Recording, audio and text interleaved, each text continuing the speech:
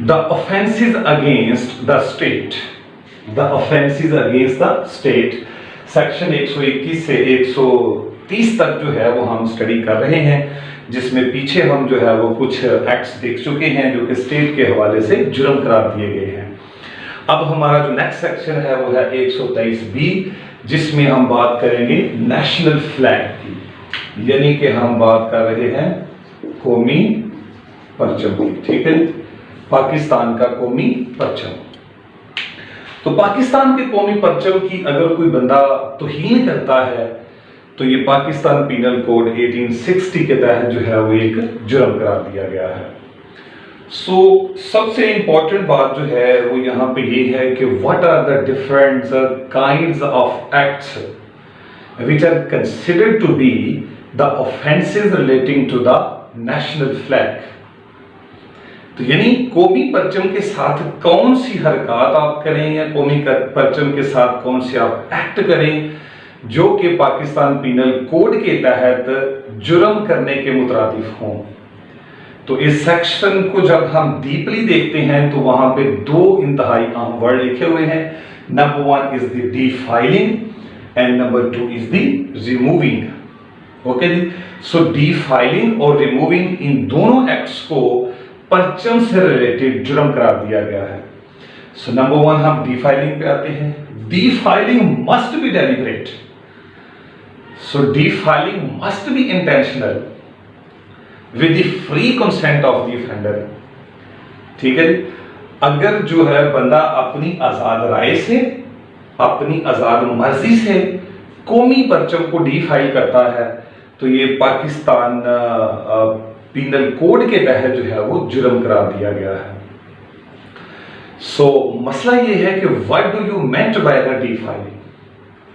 डीफाइलिंग का मतलब क्या है? अगर हम डिक्शनरी को उठाते हैं, चूंकि ये डीफाइलिंग जो है वो कोड में डिफाइन नहीं है, कहते हैं जी to impure something, to make something dirty.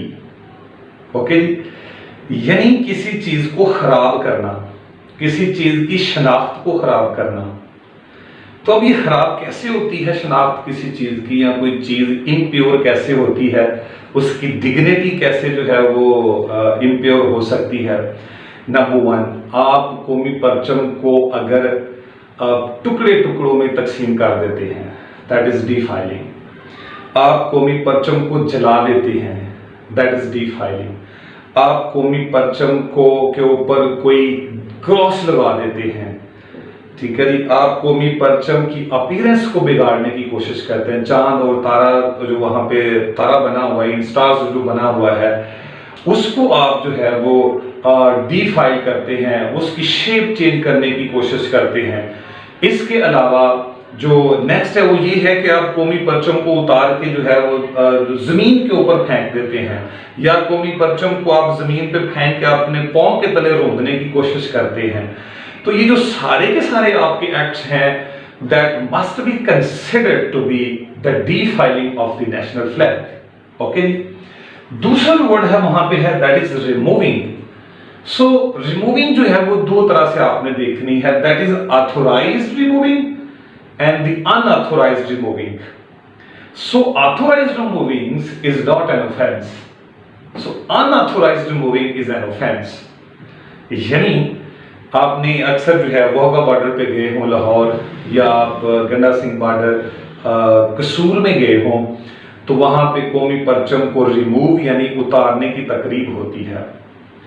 तो वो जो है वो ऑथोराइज्ड रिमूविंग है, एक SOP है, एक जो कह लें कि लॉ है, जिसके तहत वो झंडों को जो है वो शाम के वक्त उतारा जाता है और सुबह के वक्त जो है उनको रेज किया जाता है। तो वहां पे जो है वो, या हमारी जितनी भी सरकारी बिल्डिंग्स हैं उनमें जो है वो शाम के वक्त जो झंडा है वो नीचे उतार दिया जाता है। तो ये सारी चीजें जो हैं दैट इज ऑथोराइज्ड रिमूविंग में होती हैं। अनऑथोराइज्ड रिमूविंग क्या है कि बगैर किसी वजह के, ठीक है जी, परचम को जो किसी बिल्डिंग के ऊपर लगा हुआ है उसको कुछ चीज मार के गिरा देना, या बिल्डिंग के ऊपर चढ़ के उसको नीचे उतार देना, ठीक है जी, या भी किसी भी तरीका से आप कौमी परचम को वहां से उतार के जो है वो नीचे फेंकने की कोशिश करते हैं, दैट इज अनऑथोराइज जो है रिमूविंग होता है। So next, so under what circumstances the unauthorized removing is an offense, यानी किन किन जगहों से अनऑथोराइज रिमूविंग जो है वो ऑफेंस होती है। तो अगर हम in the Pakistan criminal code पढ़ते हैं तो वो कहता है unauthorise removing from the government buildings, from the government premises, from the government vehicles, from the government's other property. ठीक है जी, यानी गवर्नमेंट की बिल्डिंग से, प्रेमिसेस से, गाड़ियों से या दूसरी प्रॉपर्टी जो गवर्नमेंट की प्रॉपर्टीज हैं, जहां झंडा जो है कानून के मुताबिक लगाया जाता है, वहां से अगर आप उतारते हैं तो ये जुर्म होता है। सो वो कौन सी जगह है, बिल्डिंग्स या प्रेमिसेस कौन सी है? मसलन the prime ministers house and the president house, the governor houses and the chief minister houses and the chief justice houses, जैसे कि सुप्रीम कोर्ट ऑफ पाकिस्तान है, हाई कोर्ट्स हैं पाकिस्तान के अंदर। इसके अलावा फ्रॉम अदर ऑफिसेज जैसे आईजी ऑफिस है हमारा, इसके अलावा जो हमारे डीसी ऑफिसेज हैं, डीपी ऑफिसेज में भी बाज़ औक़ात लगाया जाता है। अंडरस्टैंड थी ये जो सारी प्लेसेस हैं, या कह लें कि कोई हमारी मिनिस्ट्री है वहाँ पे कोई लगा हुआ है, ठीक है जी, तो ये सारी की सारी जगहें जो हैं वो गवर्नमेंट प्लेसेस करार दी गई हैं, गवर्नमेंट बिल्डिंग्स और प्रेमिसेस हैं। इसके अलावा व्हीकल्स कौन सी हैं? मसलन vehicles used by the prime minister of Pakistan, the president of Pakistan, the governors, the chief ministers and the IGs and the जजेस and the chief justice and the prime minister and the ministers of the states. तो ये जो सारी गाड़ियां जिनके ऊपर कानूनी तौर पर झंडा लगा होता है, तो वहां से भी अगर रिमूव कर दिया जाता है तो ये पाकिस्तान के अंदर जो है वो जुर्म करार दिया गया है। अंडरस्टैंड जी? सो डी फाइलिंग और रिमूविंग जो है उसके हवाले से कॉन्सेप्ट प्रोवाइड कर दिया है। तो अब ये जो एक्ट्स हैं डी फाइलिंग और रिमूविंग, इनकी सजा क्या है?